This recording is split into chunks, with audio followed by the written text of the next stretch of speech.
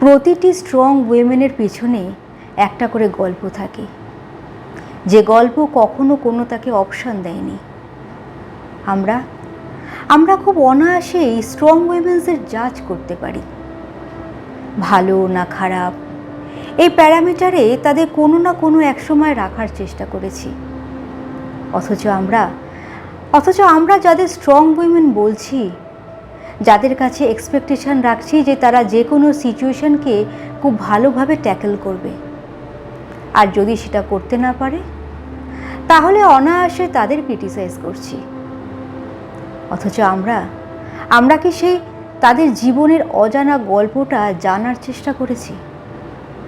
Trust me, আপনি যদি একবার তাদের জীবনের সেই অজানা গল্পটি জানেন, then you will put some respect on their name.